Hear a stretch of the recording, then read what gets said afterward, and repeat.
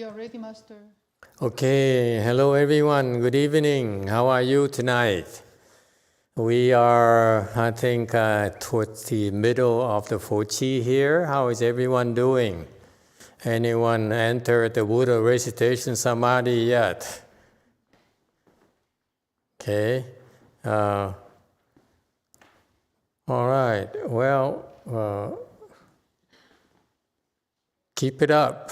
It's bound to happen. Have faith. Have no doubt. Okay. All right. Anyone has any questions? Okay. Yes, 5. Hello, Master. I heard from you that there are many grades in the Pure Land, and lower grade will take longer to become a Buddha. But since there's no suffering there, it seems okay to take longer. So I wonder, for people who want to go to Pure Land, what's the motivation to go there at a higher grade? Thank you. Well, what's the difference between living in Rosemead versus living in Beverly Hills? I don't know. Oh, you're not from here. Oh, let me put it this way for you. What's the difference between living in downtown, what's a bad city? Milpitas, up north, versus living in Hillsboro? You don't know. These people, ooh, you work for Google, right? And you don't know anything? Good Lord. There's a huge difference in the rebirth grade because it's a different classes, different statuses. And you have much better conditions. And you're much higher grade. So it's like a difference between being poor and being super rich. Okay, you do have more to choose from. Okay, however, most people who practice Pure Land Dharma Door, especially the Asians, they'd be just happy for rebirth. And we don't think like that. We feel that because we understand that once you get there, it takes a while for you to make progress. It's much more difficult to make progress. So that's why while you're here, don't waste time, work hard so that you improve your rebirth rate. So you save yourself time and a lot of have better conditions for cultivation over there. Imagine, for example, there are different rebirth grades where if you're lower grades, you live like in, like our temple here in the midst of nowhere and it's surrounded by poor people. Versus in the higher grade, you have like your live instead of a condo or a house, you live in a mansion overlooking the lake. The ponds there are as big, thank you, as the ocean. They call it ponds over there. Okay, they don't call it ocean. So you live by the beach, looking at the ocean. At the pond, and you have great views. Okay, and that's a better grade. For higher grades, you live in a palace, suspended in the air, okay, overlooking very much like the heavens here in our desire realm.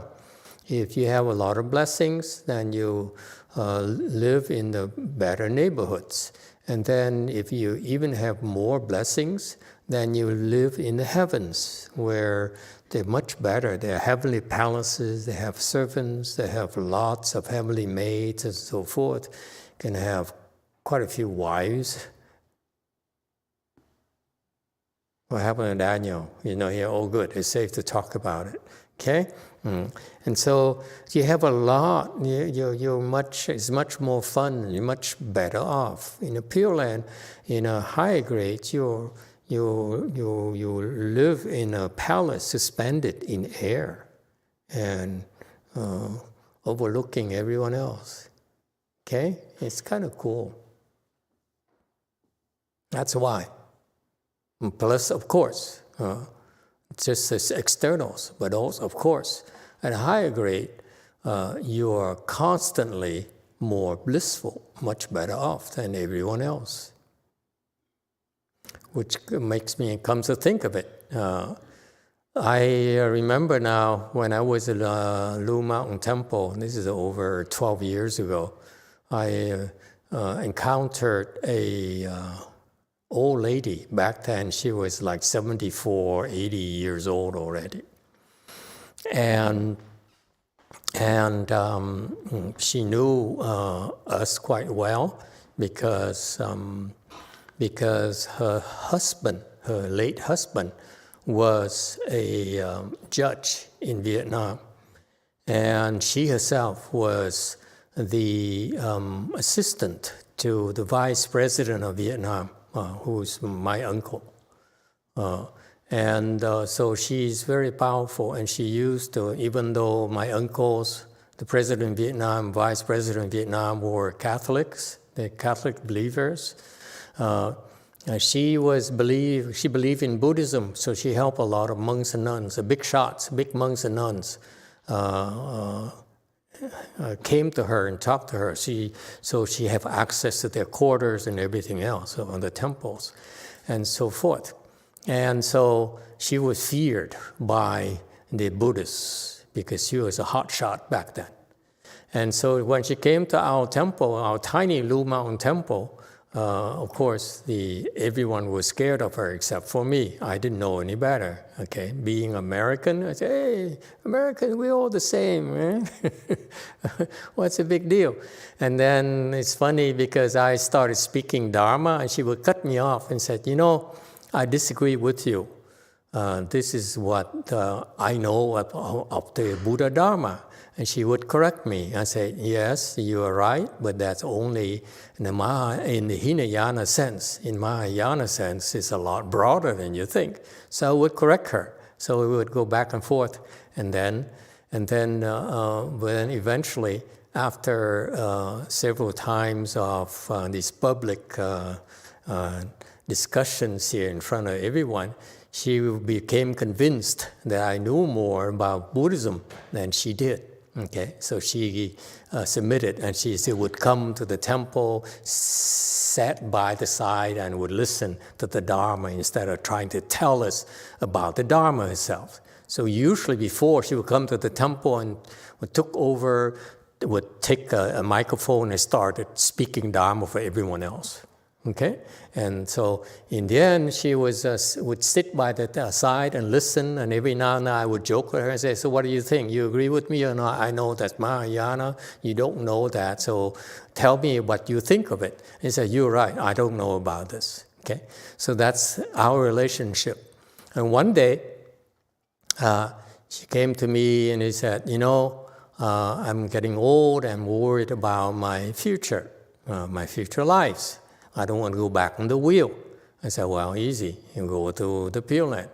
And so that's she's one of the early people where I told her to do a pre-49 thing for herself.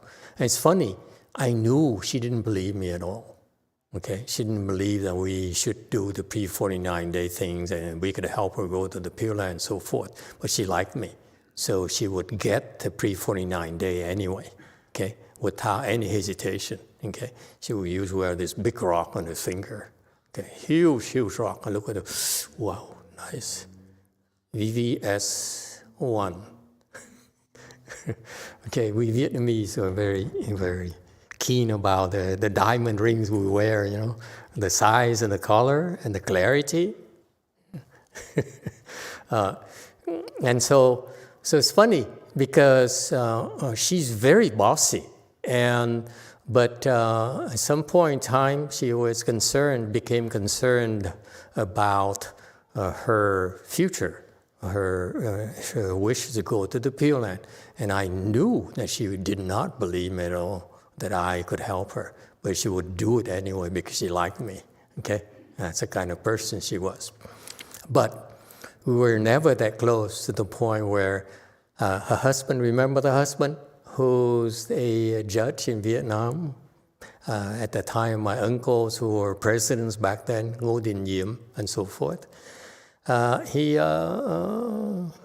I look at him and I heard stories about him. I look at him, I say, wow, this guy is suffering in one of the worst hells possible.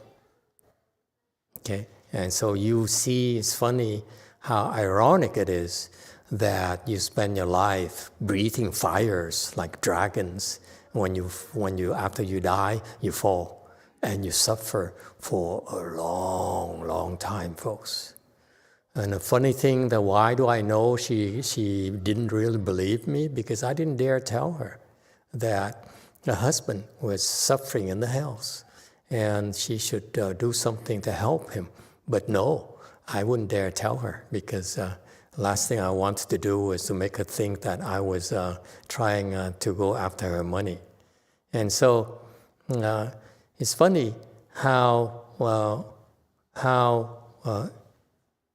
unless you have a lot of rebirth blessings, you won't be able to take advantage of the rebirth Dharma, trust me. So that's why what we're doing here, we're creating a lot of rebirth Dharmas for you, which will pay off for you down the road, okay? Oh, that's my little story today. Anyone else has any questions? You know, this is Buddhism. We Mahayana, we always have the last laugh. Whatever you do, okay, ultimately, okay, we want to go to the Pure Land and get out of this mess here, and we'll never suffer again. Okay? Yes, 4. Master, is there a way to enter samadhi with the bowing Dharma door? The bowing Dharma door? Yes, Master. Absolutely. It's called samadhi in motion. Samadhi while in movement. When you sit in next week, you learn to sit, and you learn to sit all day, which is a process that enables you to drop one thing after another naturally. Okay, when you sit, you have nothing else to do. You keep thinking and thinking and thinking, and you sit long enough. Okay, you think less and less and less, and eventually you enter samadhi. That's the process. This is a very grueling process, but it works beautifully. Okay, and this is what happened to Sangwok Sunim. What happened to her? She's still here? Translation, yeah, Shorty. I call her Shorty. Okay, she first came to our temple, Lumang Temple from Korea, and the first to join the Chanchi. So for like 9 weeks there, back then we had 9 weeks or 7 weeks or something. And for 9 weeks, she was the only one in Buddha Hall. We were all busy working. So after 7 weeks, 9 weeks by herself, and I think she recounted to us later, she was like, what am I doing here? Are these people really chant people? Why aren't they cultivating? Why am I the only one who sits all day and they don't even meditate with us? And so she had a lot of doubts in her mind. But after she came, and she was, at the time, I remember vaguely, she was around second dhyana, third dhyana, and so forth, okay, which is very low for monk or nun, okay, in Mahayana world. So at the end of the Chanchi, she was around fourth dhyana, fifth samadhi, and so forth. So she climbed up quite a bit. And she had a lot of doubts, a lot of problems. So you see, what I'm trying to tell you is a natural process where you hang in there, you don't quit. Wonderful things happen. Okay, she enters samadhi in spite of all her doubts and all her questions, okay? When you bow, similarly, when you bow, you just bow and you concentrate and bow. In this environment here, you naturally enter samadhi as well, okay? So that's samadhi in motion. That's what you're learning.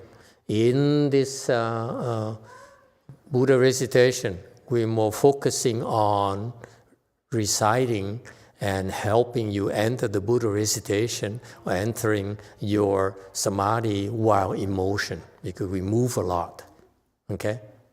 So the different kind, so it's a different kind of training, okay? We only sit still for a lot less time, comparatively speaking, to the time when we recite and move.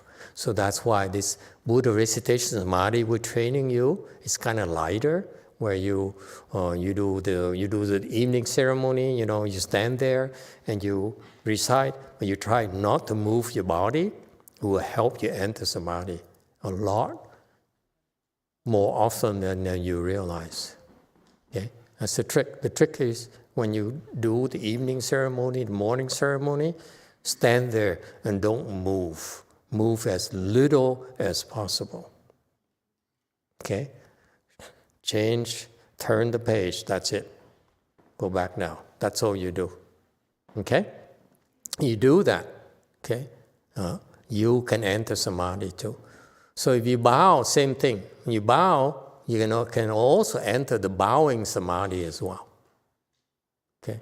And eventually, when your levels is higher, then you begin to understand that kind of samadhi, and you begin to recognize it. Now you're not an instructor, so we don't give you that kind of information. Everyone's wearing masks. Is that like? Okay, if you have that, use a light and a lamp and so forth, and use number 3 if you receive transmission, okay?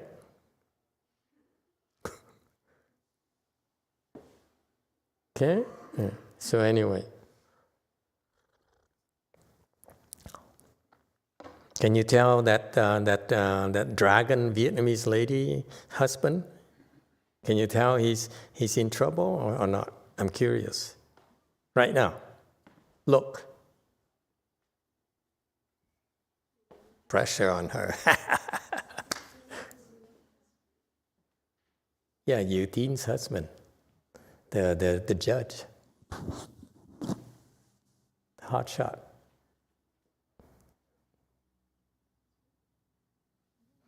Anyway, any questions or comments? Yes, one. It's a question from Christopher, but first of all, I'd like to thank all the YouTube viewers for joining us online. And please click like and subscribe. Thank you. Oh, yeah. Christopher asked, Master, why do we run while circumambulating and reciting the Pure Land sages' names during the Great Transference? Okay. When during the Great Transference, we move around about a lot, and that's a form of exercise for you, form of release for you. You've been working hard all day, and we wanted to make sure that we get your blood running, speed it up a little bit to help you. So cultivation actually is very balanced. You don't want to simply sit alone or stand still forever. You need to also have to move as well, okay? And so the circumambulation, the running there, the walking, fast walking there is to number one, help you make your, hi, cutie. See yourself on TV? Yeah, she likes it. She's fascinated by her own. See? It's a bigger screen now. And so you need to have a balance where you need to exercise a little bit. So that's a good exercise. And I believe another reason. And I think the Chinese are misguided about it. I don't buy into this. Chinese seem to think that when you run, and you can have a better chance to become enlightened. That to me is nonsense. It doesn't work. It's one rare case where it happened to a Chan monk in China, but those circumstances are very, very different. And his conditions are different. So the Chinese Chan, they also tell themselves to run before they sit down, which to me is nonsense, especially exposing yourself to lawsuits here in our days and age.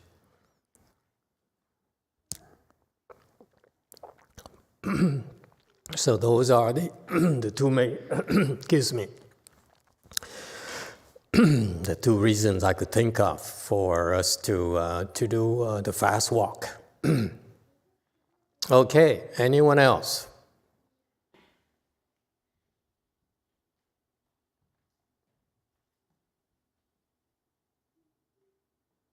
Okay, if not, then let's listen to Master YongHua's instructions during the earlier days of his teaching the 4Qi there. Okay, we are at slide 331. Go ahead. 6? Yes, so there's no audios for until slide 375. So I'll just start reading. Okay, yeah, read. In English, yes. Yeah, I'll read Chinese first, and we have English follows. Okay. 我本来预备过8月15返云门去，但是在8月初少关就解放了。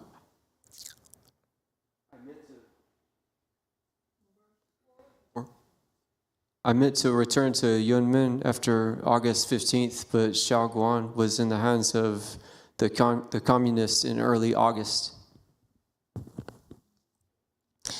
返云门的路一定要经过少关，解放了，交通就不通了。To get back to Yunmen, I had to pass through Xiaoguan. Since the communists liberated Xiaoguan, the traffic was cut off. 从广州没车到少关了。There was no transportation from Guangzhou to Xiaoguan. 8月18那一天早晨，我没上早课，大约所有的出家人心里也都很不安的。On the morning of August 18th, I didn't go to the morning ceremony. Perhaps all the monks were worried. 共产党就来了，怎么办呢？都没去做早课。What do we do once the communists are here? None of the monks went to the morning ceremony. 这个明官和尚来，一边走路一边就讲。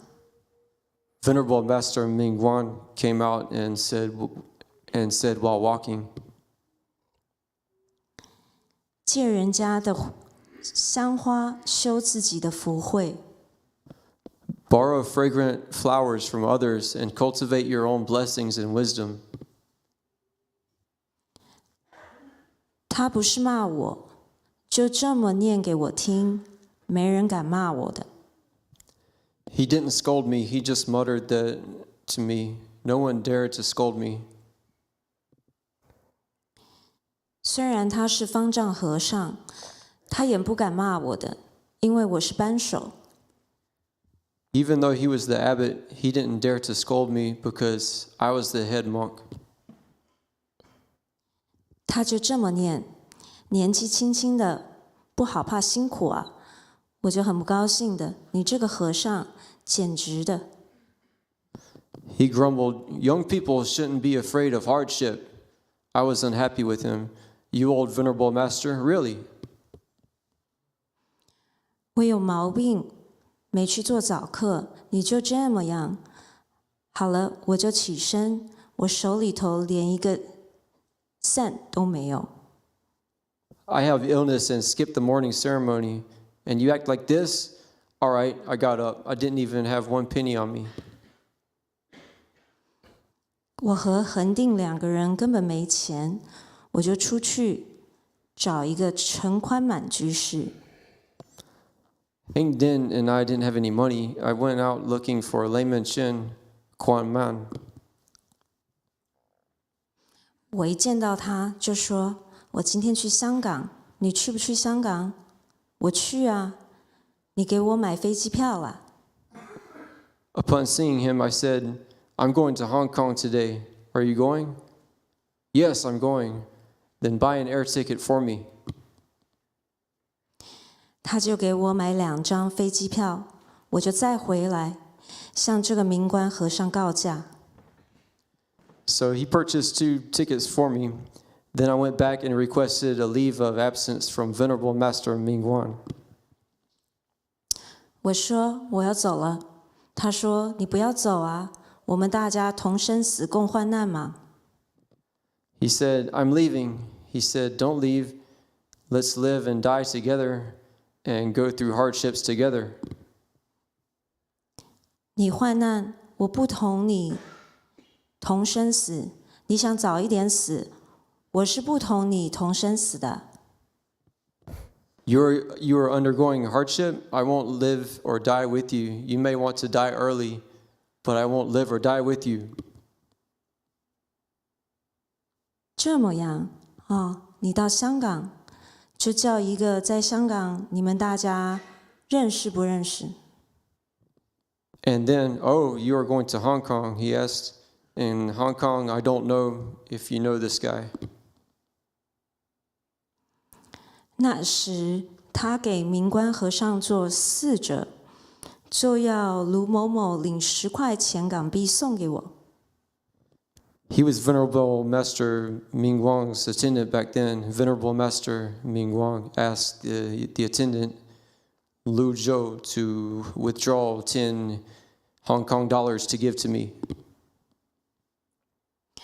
卢某某把10块钱港币放在我手里，我拿起来就掉到地下，我不要你的钱。Lu Zhou put the $10 bill in my hand. I took it and dropped it on the floor. I don't want your money. 丢到地上，卢某某捡还给明官和尚。I dropped it on the floor and Lu Zhou picked it up and returned it to Venerable Master Mingguang. 后来他也到香港见到我，他后悔了。Later, Venerable Master Mingguang arrived in Hong Kong as well. When he saw me, he regretfully said, 我若接受你的3个条件，我就不会那么受苦了，就要落泪的样子。If I would have taken your 3 suggestions, I wouldn't have suffered so much. He was almost in tears. 受苦，胡子还这么长，没有所谓的。现前你的胡子还在的吗？ Suffering, but your beard is still so long. It's no big deal. Now you still have your beard. 我这么跟他开玩笑，你还这么长的胡子，我拉着他的胡子。I joked with him, your beard is still long, and I pulled at his beard. 明官和尚这个人道心还好的， Venerable Master Mingguang had a good resolve for the way. 怕错因果，所以听的事情他不敢做。He was afraid of making a mistake in cause and effect, so he dared not to do what he had heard. 实际上，3个条件，他若接受第1个条件，可以到香港好好过日子。In fact, he took the first of the 3 suggestions. He could have led a good life in Hong Kong. 譬如，他要是真把6榕寺搬到香港来，他还是大和尚、大方丈一座。For instance, if he had really moved to Lu Rong Temple to Hong Kong, he would have still been a high venerable master, a revered abbot. Okay, let's stop here. Anyway, let's go back to this and see if we can learn from this. Anyone has any questions? Where were we?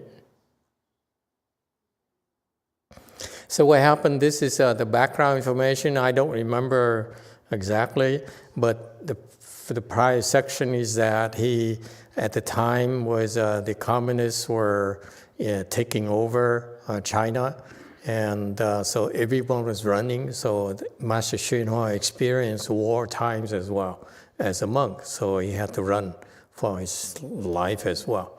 And so all the monks and nuns were in chaos, and so they kept on running away from where the communists were. When the communists were making advances, they ran away and moved away a little bit further and further away. So he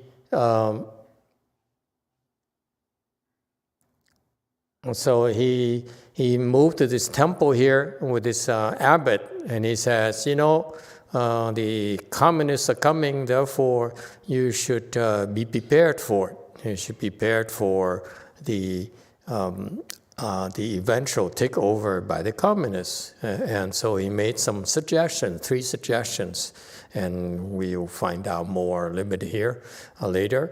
And the abbot says, no, I'm thank you for your suggestion, but no, I'm not going to do it. And so the communists took over, and I'm at slide 332 here, and the communists liberated Taiwan. I don't know where liberated came from, but from Master YongHua it's not liberated. Are you sure it's a Chinese thing? I don't think it's liberated. Yeah, we have many Chinese here. Can you explain? No, don't ask the Chinese. For them, it's liberated. 解放了的意思。 All right. I think the transcriber is Chinese. That's why it says liberated. If you ask, for example, the Taiwanese, they say, no, took over or invaded. Okay, whatever. Okay, let's leave politics out of this.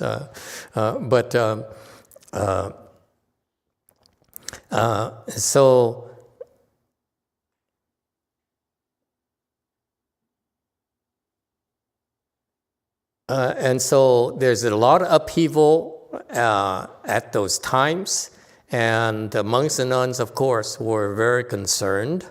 They didn't know what to do. And Master YongHua, according to 334, on August 18 of that year, he didn't go to the morning ceremony. You see, monks and nuns are supposed to go to ceremonies because it's very good for you. It anchors your day. Okay, and that's what people don't realize. We get up at 4 or 3 or 5, whatever people do. In Hong Kong, I'm not sure. But it anchors your day. It helps you enter samadhi. This is why you people, when you do ceremonies, is very, very important. The Wano and the big woodfish here, the people up here, your kung fu is very important. You have to concentrate. Okay, and it helps people, helps a lot of people in the audience, in the assembly. So he didn't go. He was sick or something, but he didn't go, and everyone thought he skipped town. Okay, because and they were worried about their own safety. Okay, what to do when the communists get to town. And many of the monks and nuns were too worried, too scattered to go to the morning ceremony. Okay, and so the abbot, whose name is Master Mingguan, came out and he's very unhappy. Yeah. He said something like, this is very Chinese, he said, borrow fragrant flowers from others and cultivate your own blessing and wisdom. Whatever he's saying, I think the Chinese will understand. He talks sideways. But he was clearly wasn't happy, but he didn't dare scold Master YongHua, because Master YongHua at the time was basically second in command, where the abbot is number one. Master YongHua is the head monk, meaning he stands right there. Head monk is the person who stands there is considered to be the head monk. The abbot stands there, okay? And so the head monk here is the one who leads the assembly. So you follow his lead. Whatever he does, you follow, okay? So, and so he's a big shot. And even though Master YongHua at the time was younger, he was already a head monk. In Buddhism, these positions in the temples, they try to fill it with the best people available. In Buddhism, what really matters, okay, at least back then, is samadhi power. You're there because you have samadhi. You're up here doing ceremonies because you have samadhi power. You're not supposed to be here because you simply have a good voice. It's not enough. Not the case anymore. In the temples nowadays, I saw in my master's temples, I saw in Korea, I saw in everywhere I went. People, in Taiwan, for example, if you're a monk and you can chant, you are welcome everywhere you go, because they need good huenos, good people, ceremony masters who can chant, because the people can't chant anymore. Same thing in Korea, I believe. Okay, in Korea, you can chant, you can get fairly well compensated, paid by the abbot. Okay, so because these functions are very important. Nowadays, people come. The people come to the temple. One of the major things they do is attend ceremonies. Therefore, ceremonies are very important. Okay, my Vietnamese master is very famous in chanting as well, Central Vietnam. And so I went to all these temples, including Master YongHua's temples, and Taiwanese temples and so forth. And I noticed that the people who chant nowadays, who do ceremonies, have good voices, but they don't have any samadhi power. So it's more like a religious performance instead of a religious ceremony. What's the difference? It's like now the emphasis included in my master's temple is like how well you can chant. For example, when I was there as a novice, they have these nuns who could chant better than the monks. Okay, the nuns there did everything better than monks, except for a few monks who can do better or who have high level समाधis. But the point here is that we were doing ceremonies, and the nuns doing the ceremonies did it very well because they had a very good voice. They could really chant, okay, and they could play Dharma instruments, but they have no samadhi power, and that's the case with that Master YongHua's temples versus the Korean temples, Taiwanese temples, Vietnamese temples, and so forth.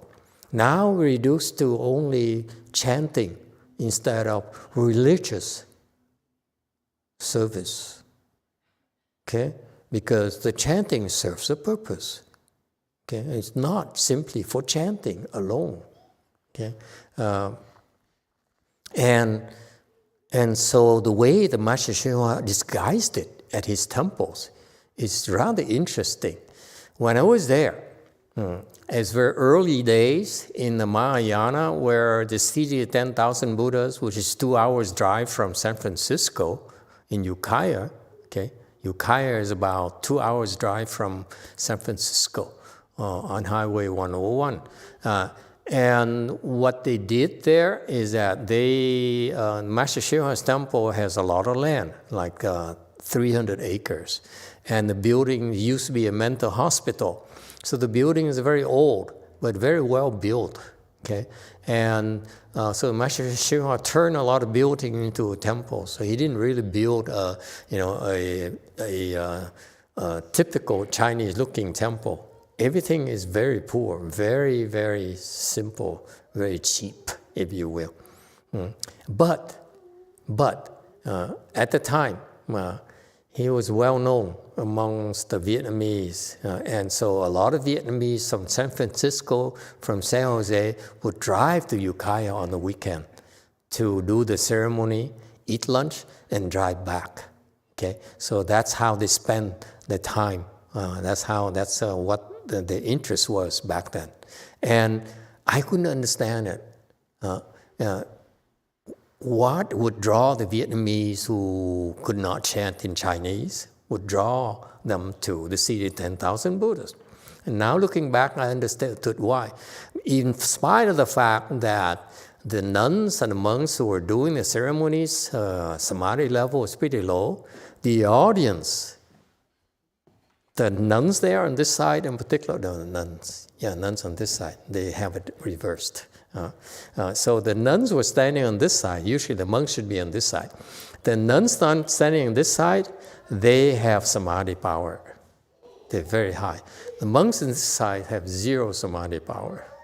Okay, so when you come to a ceremony, okay, it's a collective samadhi power of the assembly that makes a difference. And therefore, when the Vietnamese came and the visitors came to the city, 10,000 Buddhas, and joined the ceremony for half an hour, an hour and a half, and so forth, they benefited from the samadhi power, which is, I like to put it as, you get a free acupuncture. Your chi gets raises, and you get a free acupuncture, and some of you, quite a few of you, will enter samadhi, and you will feel more peaceful, more blissful, naturally. That's what drew them to the temple. Okay, and so that's how Master YongHua dealt with it. He couldn't train his ceremony people to build the samadhi power, because usually when you have samadhi power, you can't chant. Okay, and therefore, the people who can chant would act like prima donnas. They said, "You're not nice to me. You're not polite to me. You don't give me special concessions, consideration. I'm not going to chant for you anymore." So it's the case of most Chinese temples, Taiwanese temples. Okay, and so these are hot people, hot shots who can chant. But what happened at that city of 10,000 Buddhas, only at that place, the other temples, no samadhi. The nuns are very strong. Okay, and that's what Master YongHua is referring to. He was a head monk because the abbot recognized him as having samadhi power. You don't become an abbot, an old abbot, unless you met a lot of people. After you met a lot of people, you can tell which monks are stronger than others, naturally. You don't know their levels, but you can tell they have samadhi power, naturally. Okay? Especially monks who have liberal skills tend to show off and try to, especially like in the Korean temples, show off they're stronger than you, especially the monks. So that's the structure in Mahayana temples. We put a lot of emphasis on developing samadhi power. Okay, and that's because it helps the assembly. When you join us, this environment, you benefit from the people who have higher samadhi than you. It's like you are near a nuclear reactor, okay? A huge magnet, if you will. See, each one of you is a small magnet. When you have higher level samadhi, that it's like being a huge magnet, and you benefit the smaller magnets. We are magnetic, by the way, as beings, as humans. Therefore, be careful about the EV things. You sit in the EVs too long, they will mess up your magnetic fields. Yes, sir. 9. Emitofuo, Master. I had a question about Great Master YongHua's speaking style. It struck me in this, in what's been read, is that he's very curt or direct and not very, doesn't really give a lot of patience or propriety to his speech. Maybe I don't know the Chinese, so maybe it is, you know. But he's an enlightened person, and he doesn't seem to need those things. So how should we, is being proprietous or whatever, or having manners a limitation that we should drop? Good point.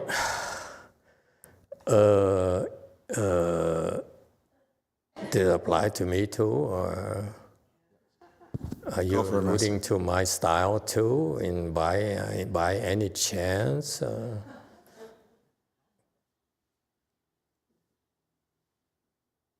Yeah.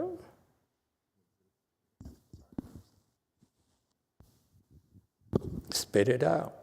Wait, were you saying, does it apply to your style too? Yeah. Is this a cheap shot? No, not at all. Take a stand, man. No. I was thinking the other day that... It's easy to criticize a man who's dead. Huh? Yeah. No, I was thinking the other day that having manners makes me want to lie. You know, I was thinking about how I want to present myself in a way that I actually don't feel because of manners, and I was like, this was just an example of how. It's different. You cannot compare, because Master YongHua, when we hear these tapes, he's teaching his disciples. We don't know who they are, who they were, so we don't know why he would speak to them that way. Okay, let me tell you, for being polite, being nice and proper, okay, the way you heard him in the tape here, I find it to be very pleasant. The way he treated me is kind of, you idiot. Okay, he never has anything good to say to me. So I'm scarred for life. I think I have PTSD because of that. I'm serious. You think what you're hearing is so, so impolite and not kind and magnanimous enough. And I find it cool that he's just the opposite of all the other abbots I met. Everyone is, yes, very in samadhi, very benevolent, and magnanimous. He's the most unassuming, the most ordinary man. He's more ordinary than most of you. I look at you and you're full of yourselves. He's even lower than you in my eyes. That's what caught my attention.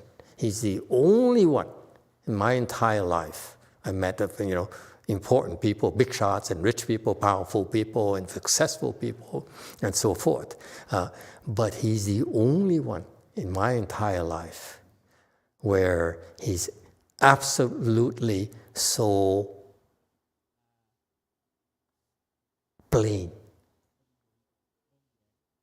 I find it so fascinating. Okay? And it's not an act. Okay? Whereas the Sunims I met in Korea, except for one or two, okay, they all try to say, hey, I'm a big shot and so forth, okay? And only a couple would look at me and say, okay, I don't need to impress you anymore, okay? But because I see them deciding, should I try to impress this guy? And I realize I'm so poor, there's no need to try to impress me. Okay? So the point here is that for monks and nuns, we are a different world than you. For monks and nuns, you only have a very short time period when you come to the temple. So we need to portray a certain image to make it easier for you to believe in Buddhism. That's what most monks and nuns do. Like especially the Japanese, they do that. You go to the Japanese, they all have this, this comportment that's very stiff, very, this is level distance between them and everyone else. Okay, including the abbot versus a monk, is a huge distance.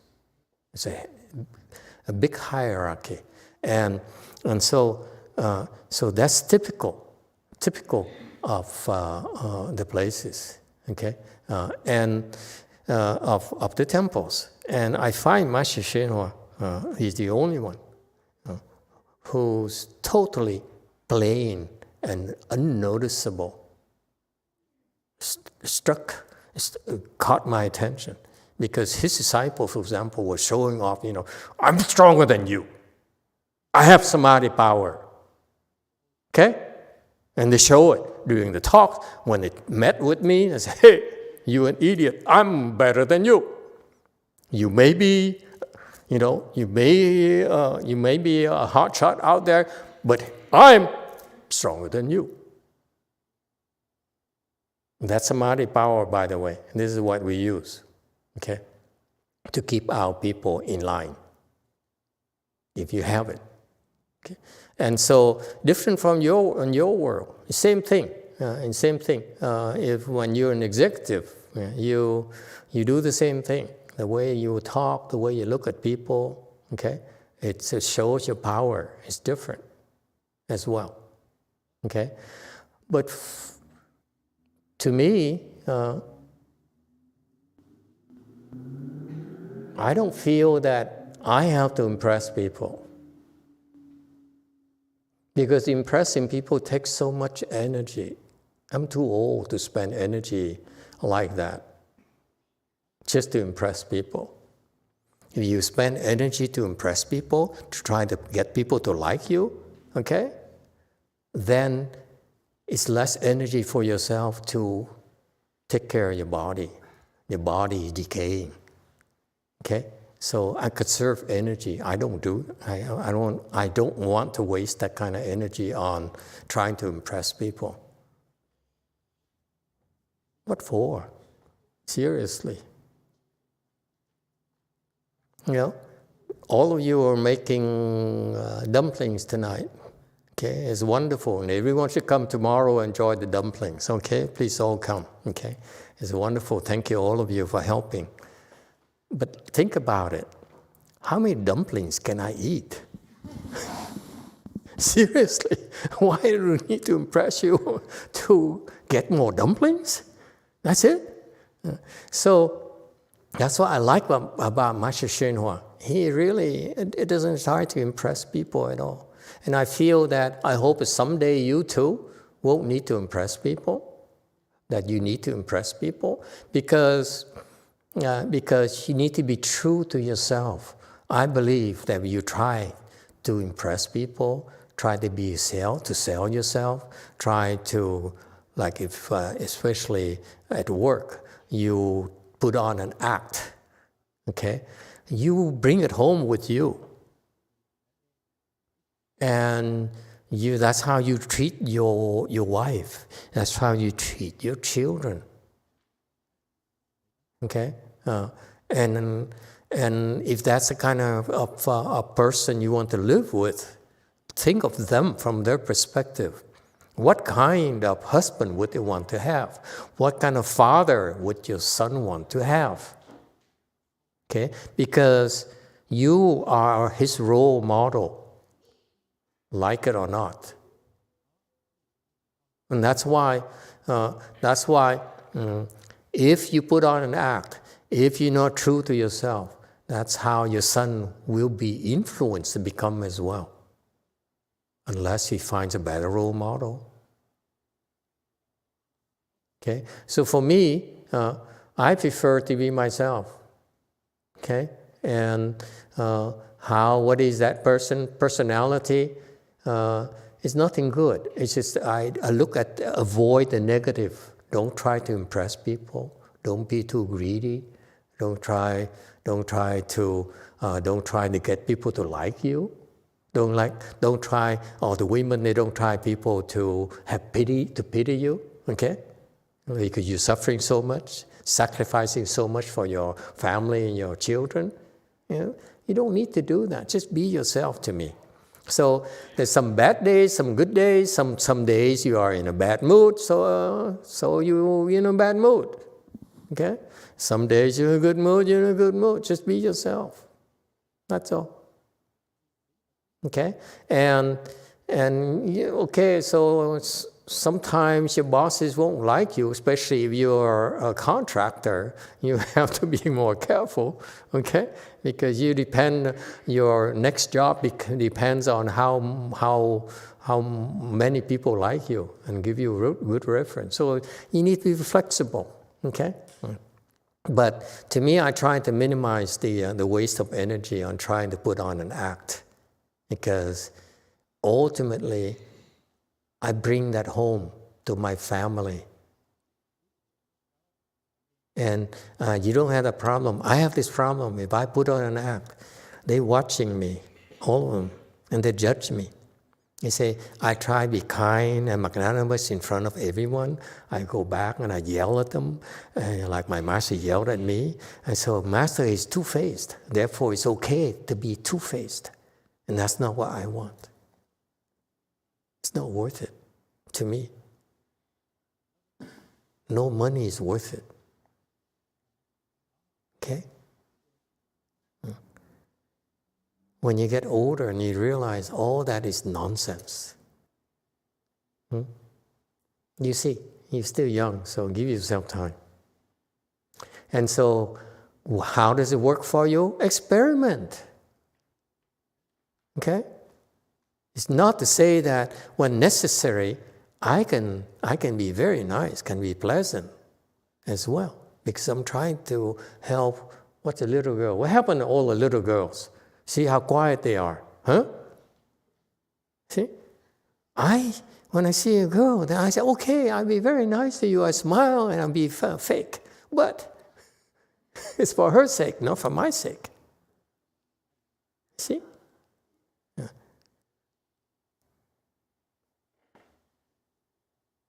I don't know if that helps. What do you think? Huh? Can we talk about it? Yes, sir. 3.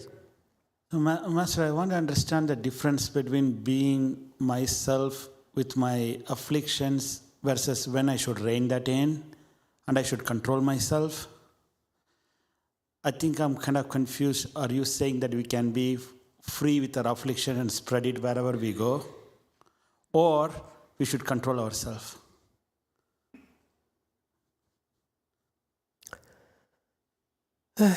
Good point. If you're afflicted, don't be so afflicted. We have a responsibility. My attitude is we have a responsibility. I look at Master YongHua, and he spreads the kindness, he spreads the ease that I don't see in others. Okay? And you're right. I'm not implying that when you're afflicted, you're angry, you're depressed, that you're entitled to pass it on to others. I don't feel that way. Absolutely not. Okay? That's what cultivation is about. You cultivate because you rid yourself of all these negative emotions. The conceit, the greed, the self-serving attitude. Okay? And that's what you do. And the jealousy. And the three things I like, the sixth patriarch, what he taught us are simple things. Beware that your arrogance, okay? He says, watch out, because this is what we are prone to. We're very arrogant. We think we are number one, okay? Don't be like that. Number two, it's only three things you need to worry about. Avoid being arrogant, have an arrogant attitude, whether you're a lay person or a left-home person, same thing. Don't be arrogant, okay? Number two, do not be deceitful. Very important. If you're deceitful, you'll never open your wisdom. If you're arrogant, the wise people would never teach you. This is a lot more harmful than you realize. Because unless someone who has wisdom is willing to teach us, you will not be able to see our flaws. Okay? So that's why the arrogance is so detrimental to your unfolding your wisdom. I'm serious, folks. If you feel that you want to open your wisdom and learn to be happy, okay? Arrogance is in the way, by the way. The American system, the Western system of me first, okay, is so wrong. That's why everyone is so unhappy. Okay? And because of that arrogance, unless someone is willing to teach you and help you overcome your arrogance, deal your arrogance and squash it, you will never be happy. I emphasize, okay? Doesn't matter who you are, how rich you are, how famous you are. If you're arrogant, you'll never be happy. Number two, deceitful. Deceitful is that if you are deceitful, when a wise person teaches you, you will not be able to do it. I didn't explain this in 6th Patriarch Sutra for them, but now you bring it up, then I explain to you why. Because sometimes these people are so wise that you should believe them, and they tell you, don't be arrogant, work on your arrogance. Don't say, ask me why. Like these Taiwanese, these Chinese people here. Why? Tell me why. Convince me why. You should be grateful instead of that. Say, someone who has wisdom who says, don't be arrogant. Look at yourself. It's a gift. They're doing you a favor. Okay? Watch out for your arrogance. You're not number one. If you keep on having thoughts, me first, me, what's in it for me? Okay? You're going to be very unhappy, dude, and no one's going to teach you. And meaning you be like this for a long, long time. I'm speak from experience. You will suffer, let me tell you. I suffer a lot because of my arrogance. I'll be honest with you. I met plenty of wise people who refused to teach me because I was so arrogant. If I thought I'm better than you, but you really have wisdom, I don't have wisdom, why on earth would you be willing to teach me? Because I won't believe you anyway. You see that? It's so detrimental. You think you know more. Not just arrogant. Many of these people think they know more, they're smarter than me. Okay? I look at them and say, you're smarter than me. Okay, why should I teach you? Okay? Number two, deceitful is that even I teach you, okay? And you are not true to yourself, you will not be able to understand why I teach you.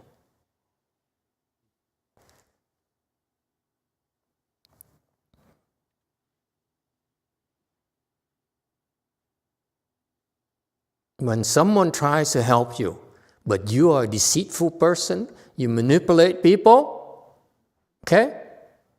You will not be able to understand the instructions or carry out the instructions.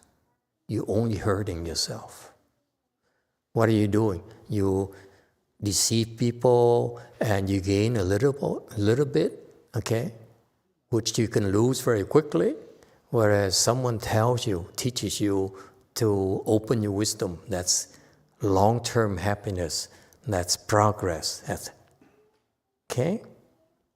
So that's why number 2, be careful. Do not cheat others. Don't try to deceive others. That's very, very important. No matter what. It's not worth it, folks. Okay? I'm not even telling you about the cause and effect, because you deceive people in the future, they come and deceive you. It goes around. No one gets away with deceiving others. No one. Okay? So you're only hurting yourself by deceiving others. So stop it.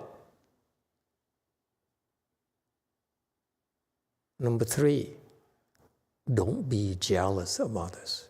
Those are the 3 things that one of the wisest teachers in Mahayana taught us.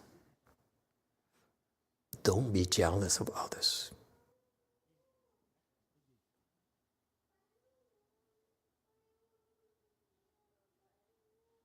Yes. In the back. Oh, Ahong had a question. Yeah. Master, in work-life environment, sometimes we have to put on a professional front where we have to be professional to our co-worker and to our boss. So how do we balance between the being ourselves? Sometimes I want to say, you're an asshole, but I cannot. I have to hold it back because I need to be kind and nice professional to my co-worker. Good point. Okay? It's called etiquette, meaning that if you get paid and they expect you to have a certain behavior, a certain dress code, a certain comportment, if you agree to get paid, then you also should agree to deliver that as well. So to me, it's not a facade. It's a language. It's a way of communicating. Okay? And so therefore, it's not quite deceiving others, but it's like a protocol, etiquette, where you're expected to do so. For example, and the San Jose people laugh at me, damn Republicans. They said, Master here curses and yells at you and misbehaves, behaves in a very unadorned fashion. When he goes to Korea, he's a totally different person. Yeah? True. Guilty. Why? Because the Koreans judge me. They expect a certain behavior from the Sunnims. Okay? I tell you a funny thing. The first time I went to Korea for fun, and I didn't know anything, so I put on my monk facade where I walked lightly like a breeze, stood up straight, and smiled in magnanimous way to you. You know what happened? 2 women offered me land and buildings right away. First trip, didn't know me at all. But they said, oh, you my master, I like you. And then I came back second time to look at a Jewel Mount Temple, and I started relaxing, they disappeared. Okay? So I learned my lesson. I put on a facade. It's called etiquette.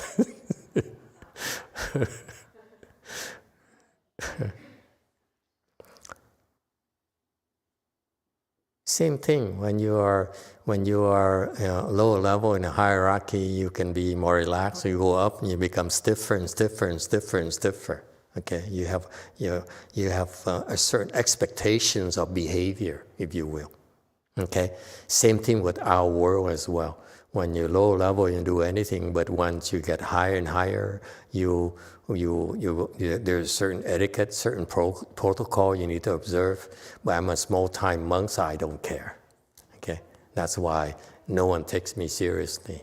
Everyone looks at me and said, this guy has no clues. He's just a nobody, which is fine with me. Yes, one. A question from Sarah. Master, how can you tell if a person is being true to oneself or genuine by not wanting to impress people or showing ego, especially when he or she is showing power or superiority? Here we go again. Don't judge people. We're talking about you. Don't say that, Master, you say so and so. How come she's like that? She's not like you. Let her be herself. I'm talking about you only. Okay? Stop looking at others. If they're not truthful, if they are deceitful, they're arrogant, it's their problem. Don't judge them. Worry about yourself. Don't be arrogant. Don't be deceitful. Don't be jealous. That's all you have to worry about. Okay? And there's no standard. You become less arrogant. Every day you hear the Fochi, you should look at yourself and say, where am I arrogant? And when that's what part of the Great Assembly Dharma is people. You hear with people from different angles. They look at you and their reaction to you, what they tell you, tells you, gives you information about how arrogant you are, which you cannot get if you were to meditate by yourself in a mountain. We're using everyone else to help act as our mirrors so that their judging us, their reaction to us tells us about things we cannot see ourselves. Everyone in the Great Assembly Dharma acts like a mirror for us. So it's not meant for you to judge them and say, how come you are arrogant? How come you are deceitful? Okay? It's not our jobs. Our job is to look at how others, okay, judge us. Because that's what people do. That's what others do. Yeah? Huh? And that's... So don't say, how come that person is not truthful and how can we judge they're truthful or not? Not important to me. If they're not truthful, my attitude is that you can fool me once, but it's very difficult for you to fool me twice, maybe 3 times. Okay? I'm willing to pay the price to be fooled. I trust you first. Sort of. Okay?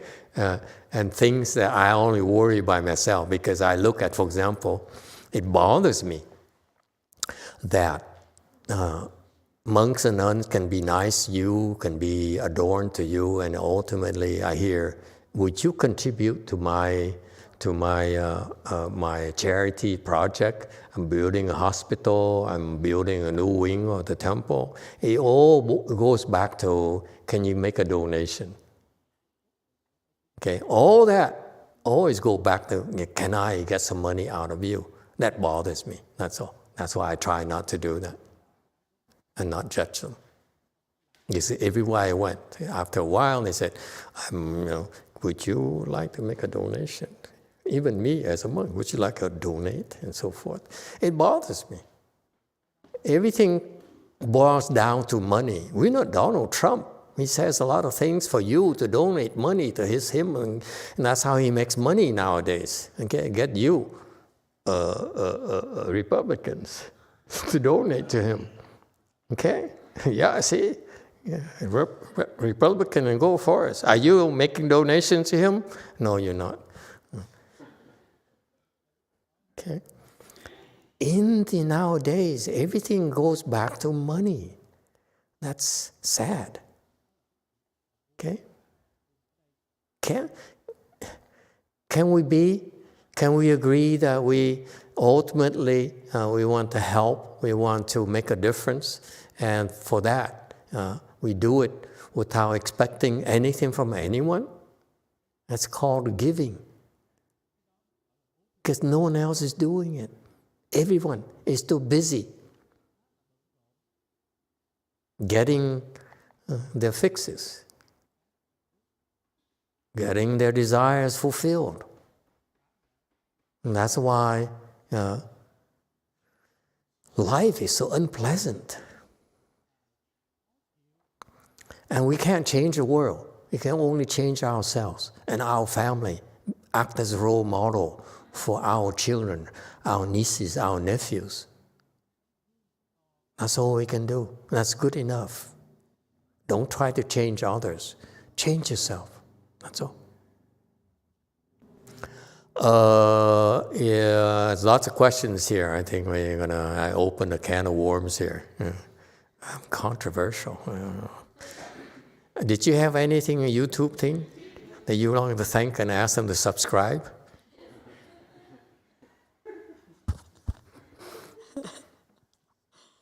There's a couple comments. Yeah. From Lyle, to San Jose Dharma sisters and brothers, but Master looks much happier when he's in the U.S., so being yourself is really important for your happiness. Happier in the U.S.? Uh-oh. And from Xianan Shanim, maybe it's kimchi he's been eating. Okay. Yes, 9. Thank you, Master. Something else I noticed was that, Grand Master Shenhua is extremely self-reliant, right? He threw the money on the ground that was offered to him, and also he was already the head monk, so he was in business like a high earner. He was already somebody who was producing every minute of every day and giving solutions to anybody who came to him. So of course, I don't know, I don't have those things, so I feel like it's hard for me to act who I really am, right? Because I don't have all this to give, and people don't want anything from me, So if I'm a jerk or something, or they perceive me as a jerk, then I never want to talk to you again. Yeah, I can understand your dilemma. Okay, and you've been out there in the world, so I don't really have enough wisdom to give you any good advices. I feel there's a price to pay. I face it every day because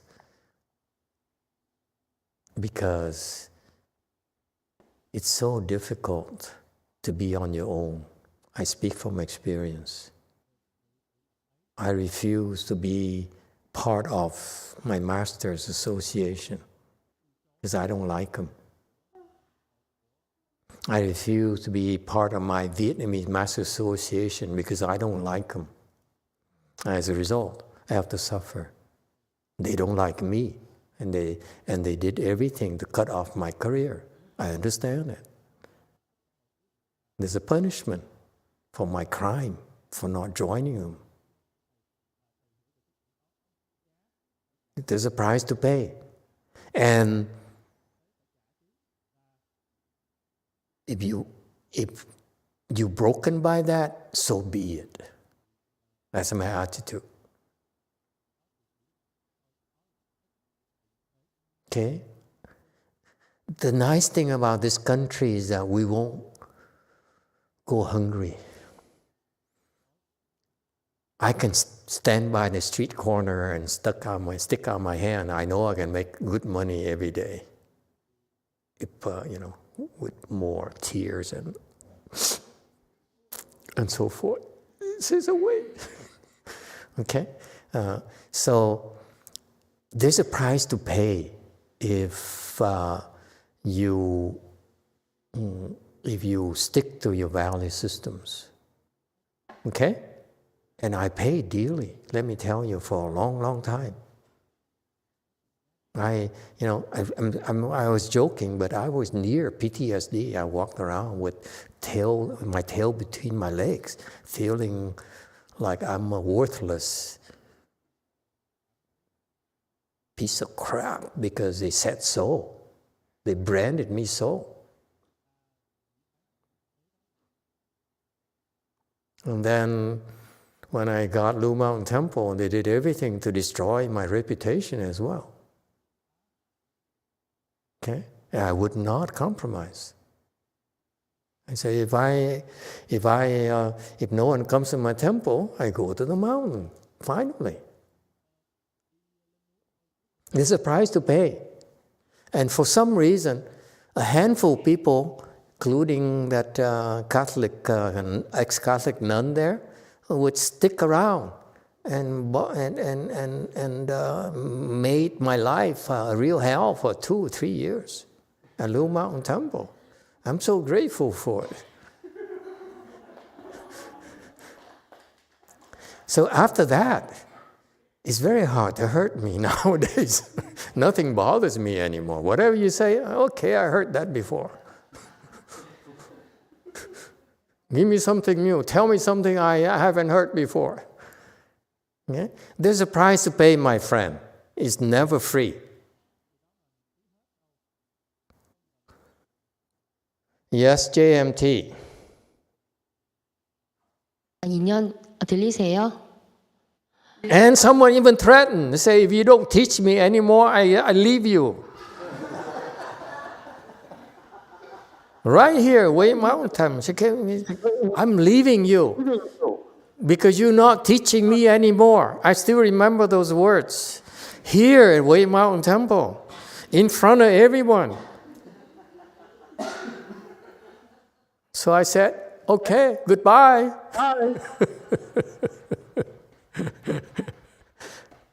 제가 2년 전에 그 위산사에서 선칠불칠을 하면서도 마스터께서 같은 내용을 법문하셨을 때 사실은 그때 질문하고 싶었던 내용인데 너무 무서워가지고 질문을 못했는데 이제 계속 이거에 대해서 좀 수행을 해도 해결이 안 돼서 질문을 드리게 되었는데요. 상욱스님 먼저 여기까지. 2 years ago, when I went to the Way Mountain Temple for joining Fochi and Chanchi, you gave the same Dharma talk. And at that time, I want to ask you a question, but I was very scared, so I didn't. But from my cultivation, I couldn't solve this problem, so I want to ask you. 그리고 이제 뭐 요즘 이제 종종 이제 도반들하고 얘기를 하다 보면 저뿐만 아니라 이거에 대해서 궁금증을 갖고 있는데 제가 그냥 대표해서 질문을 드리는데 다른 사람이 뭐 다른 사람 속이거나 시기 질투를 해서 하는 거는 정말 그 사람이 문제고 제 문제가 아닌데 그것 때문에 내가 해로움을 당한다면 그거는 더 이상 그 사람의 문제가 아니라 제 문제가 되잖아요. 그러니까 이렇게 주변에서 이렇게 다른 사람 속이고 다른 사람에 대해서 시기 질투하고 이런 것 때문에 해침을 얻었을 때 어떻게 번뇌를 자를 수 있는지 그거는 그들의 문제다라고 어떻게 번뇌를 자를 수 있는지 그거를 질문드립니다. So when people are deceitful and they are jealous, it's their problem. But when it's harmful to me, then I don't know how to handle my affliction. So when they are harmful to me, and when they are deceitful and jealous, how can I deal with my affliction?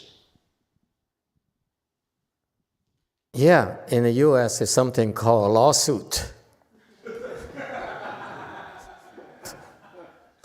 I don't know if you have that in Korea.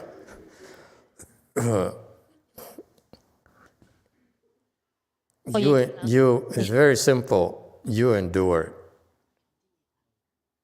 Okay, because I tell you from my personal experience, when they're much more powerful than you, when the word says you are a bad monk, okay, he's not a worthy monk, comes from a senior, high-seated disciple of Master YongHua and that organization, for example, my career is doomed. Took it. Okay, and that's America. And we don't go there, we go somewhere else. We find, a hole somewhere in the ground, we hide.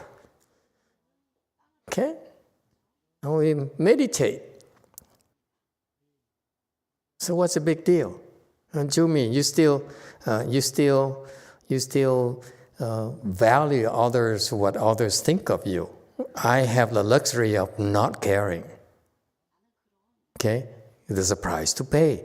You don't care, you pay. You be poor, no one takes you seriously, and you struggle and so forth. So be it.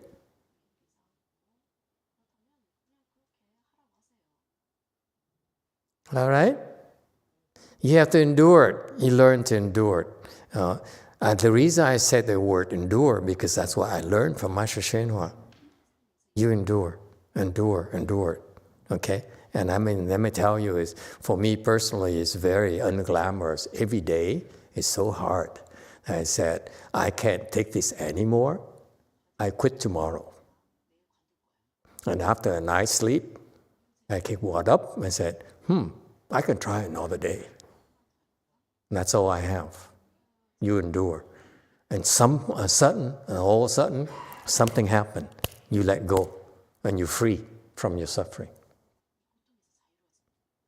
So I became grateful to the people who made me endure the insults and the injustices and their stupidity.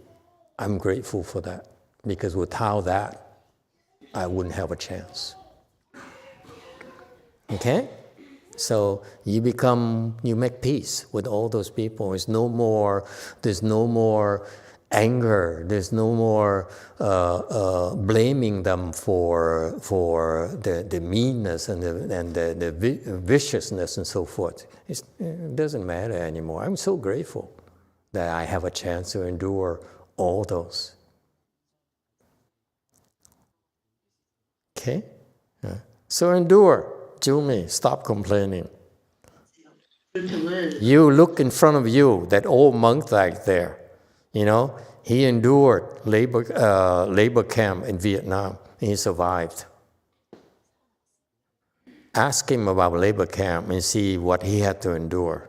Ask him personally. Okay? And one thing I need to clarify for you, what I looked out is that I chose these individuals, these superior individuals, like the sixth page, Master YongHua is my idol, was my idol. So I didn't understand much, but I only studied what he said, and I followed what he said. That's all I did. I looked out. It has to do with blessings. For some reason, for a man who put me through all sorts of suffering and pain, suffering and things I could easily blame him for my hardships and my desperations, desperate moments.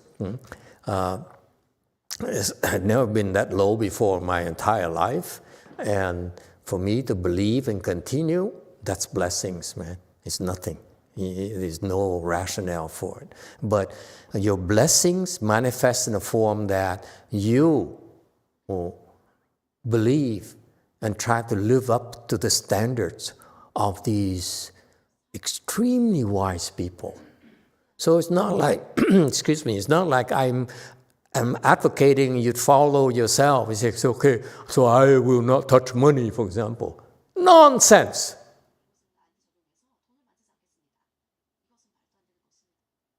That's for babies.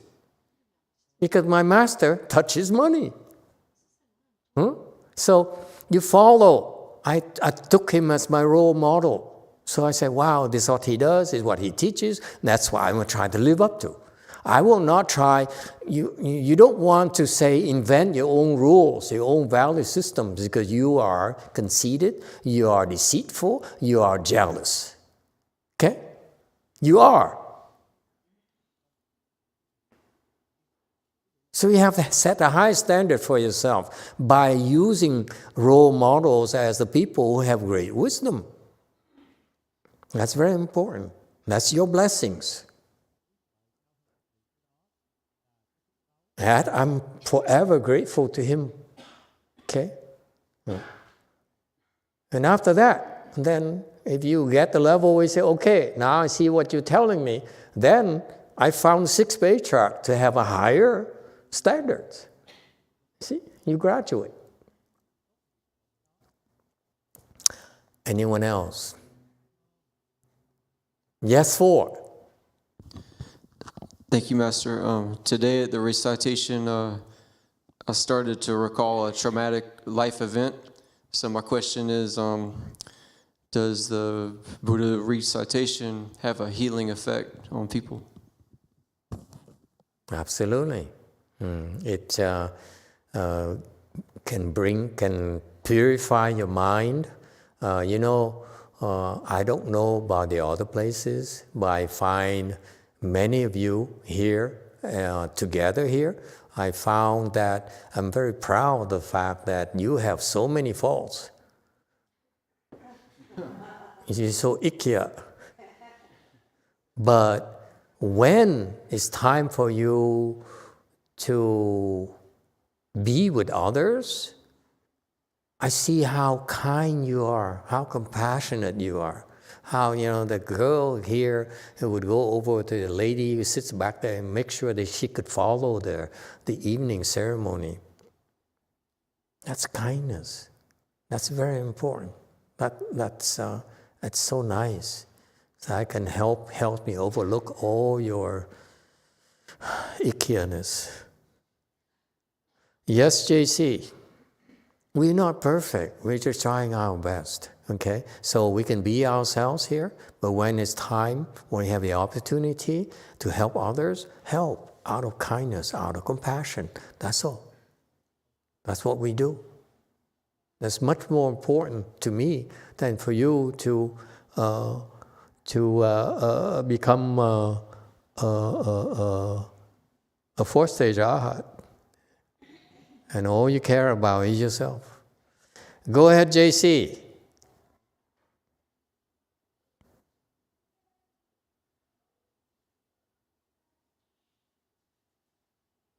And you find out, when you're kind to others and you see others need help and you go out of your way to help others, let me tell you, when it's your time, your turn to be helped, you find all kinds of help from others and from Buddhas and Bodhisattvas, because right now they're watching you. And they say, never mind. Never mind. There, right there, is a potential. Okay? They pay attention, trust me. Yeah. Yes. JC.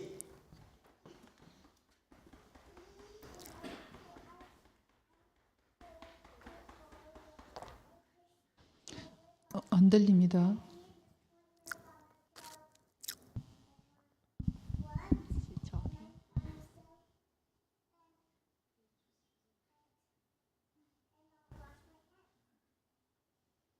And then just while they're fixing it up, so part of my fun nowadays, this is a lot of suffering for me, okay? But part of my fun during the day is that when I meet with people, they are outside of the temple, the non-Buddhists and maybe the Catholics and whatever, okay? Part of the fun is that it's funny how when I'm trying to be nice to them, just be nice, just be myself. They notice. They notice how unafflicted we are, and that how easygoing we are, and that we're not trying to impose ourselves on them, trying to get only what we want, but we try to be kind.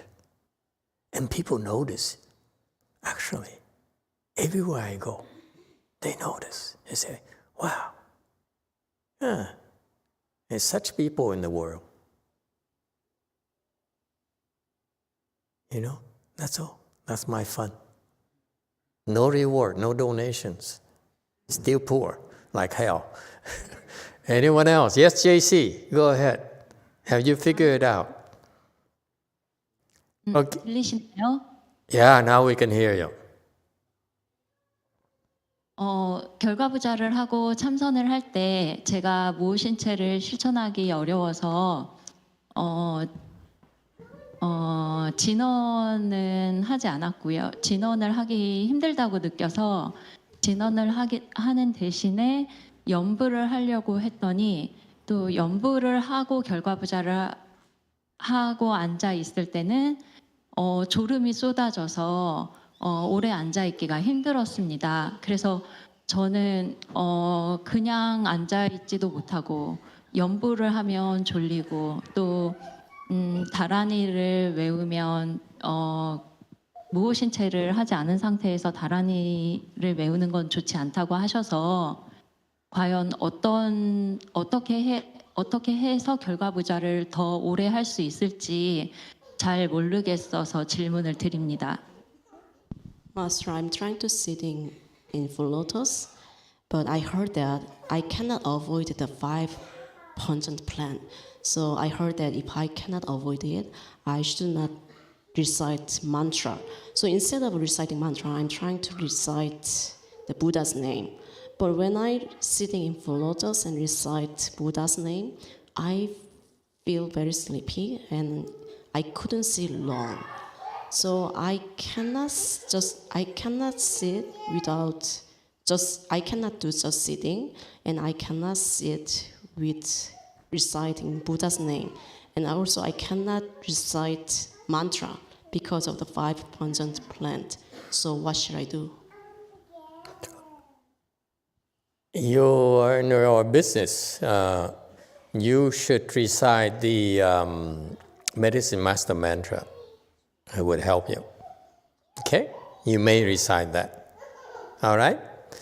Next. And try to avoid, the onion and garlic.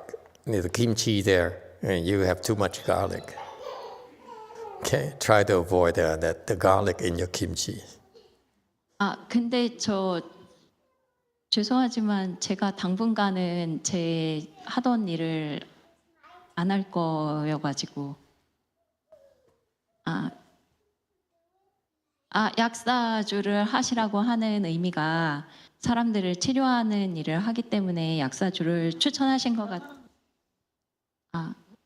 네, 약사주를 하라고 하시는 의미가 혹시 저의 직업 때문인 건지 궁금합니다. Do you recommend me to recite the Medicine Master Buddha's mantra because of my job? Yeah.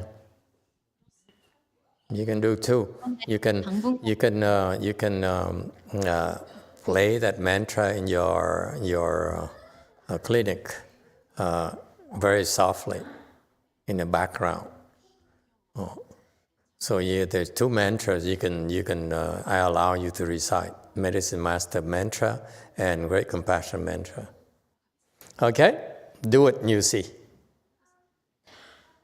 그런데요. 제가 당분간은 일을 하지 않을 거라서. But I don't work for a while. So is it okay to recite those things? Yeah. Just recite. All right? All right. 감사합니다. Don't worry, there are exceptions. Go ahead, JMT. 네, 안녕하십니까, 마스터. 들리십니까? 예, 질문 올리겠습니다. 이제 직장 생활에서 이제 오는 그 부분에 대한 질문인데요. 제가 이제 최근에 그 몇 개월 동안 이제 일을 하는데 업무가 저한테 좀 많이 몰리고 있습니다. 그래서 주위 선배들도 제가 좀 업무가 좀 많아지고 있다라고 이런 얘기를 주시곤 했었는데요. 여기까지 말씀드리겠습니다. Master, I want to ask you about the problem in my workplace. Recently, I have gotten more and more work, and people around me also said like that. 그래서 제가 드는 생각은 저희 이제 종지가 수연 불변이니까 이런 개인 내면적으로 이제 불평을 하지 말고 업무를 다 이렇게 다 오는 거 자연스럽게 오면 인연이니까 다 하자라고 이렇게 해서 하고 있는데 어느 순간 이제 너무 업무가 몰리다 보니까 저희 그 내부적으로 이제 업무 조정할 수 있는 그런 상담을 할 수 있는 그런 시스템이 있습니다. 보스를 통해서. 그래서 그런 보스 상담을 통해서 업무 조정을 해야 될지 하는 이제 한 생각이 좀 올라왔습니다. 그래서 내면에 두 가지 그 생각이 있는데요. 첫 번째는 수연 불변이니까 그런 거 좀 불평하고 따지지 말고 있는 그대로 다 이제 수용하면서 하자라는 그 생각이 한 생각이 있고, 두 번째 생각은 너무 이제 과하게 몰리면은 이제 뭐 에고의 생각일지 모르겠지만 리즈너블하지 않으니까 업무 조정을 통해서 좀 나의 그 개인적인 시간을 세이브할 수 있고, 일 통해서 수행을 또 이제 뭐 저녁 시간대나 이럴 때 또 빨리 갈 수 있으니까 그렇게 하는 게 더 리즈너블하지 않은가, 이런 두 가지 그 안이 있는데 어떤 것이 좀 지혜로운 그 부분일지 좀 여쭙고 싶습니다. 고맙습니다. So in our Zhongzhi, we follow the condition. So there are two kinds of thinking in me. So don't complain and just accept whatever work come to me. It follows the condition. And the second thought is that it's too much, it's not reasonable. So I can adjust my work through my boss. So which thought is more better? Well, at work, you have to learn to work with expectations. I would recommend that you make it clear with your boss about expectations. Bosses usually are pretty smart nowadays because the bad ones usually are retired already, are sent packing already. As times gets harder and harder, your bosses, your managers become much more efficient, much better.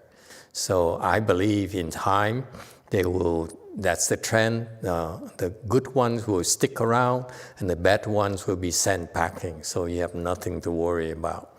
I feel that at work, you should have a clear talk with your boss about the job description, job performance, and expectations. That's very important, okay? You need to know what is expected of you, whether this project, whether it needs to get done tomorrow or next week and so forth.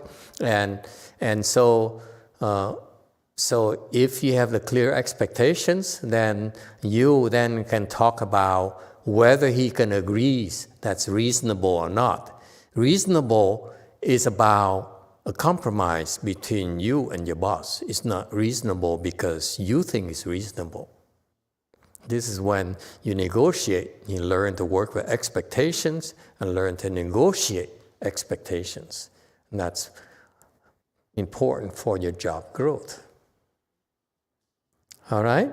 You're at a position right now where you have more energy, more tenacity to stand your ground and to produce. Okay? So now, next step for you is to work with negotiating expectations from your boss. Okay? And there's a lot of room for growth for all of you. Okay? No one teaches you that. We're usually in a corporate world, in my times, those are the smart ones who figure it out. That's the one who got pulled up and got promoted and got trained, okay? Because the good ones are not the ones, there's some who would slave for you and do anything for you. Those are the ones that will be used up and then discarded. But the ones who will survive are the ones who know how to negotiate expectations. Because when you negotiate, you learn to negotiate and you earn your boss's respect because of your communication skills and your ability to deliver.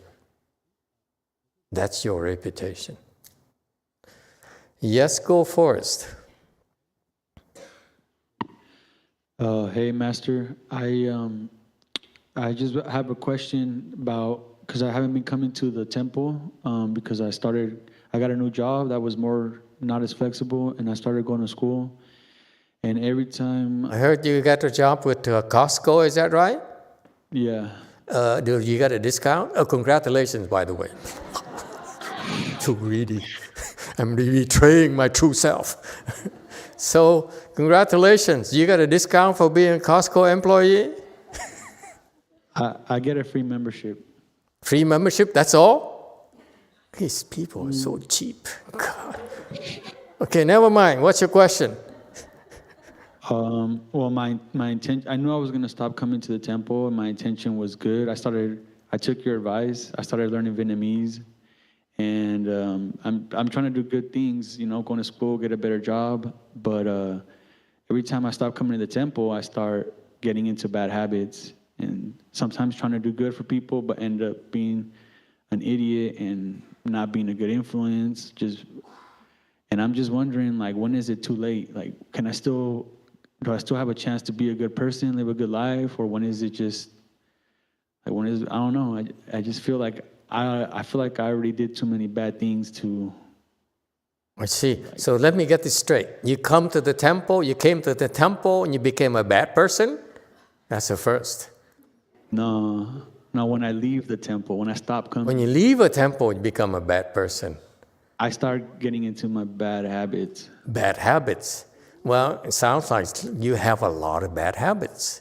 So work on one bad habit at a time. Okay? It's a work in progress. They're not going to go away. So what you do is you said you have a lot of bad habits. Why don't you pick one and fix it? Okay? And then the next one, and the next one, and the next one. That's called cultivation, my friend.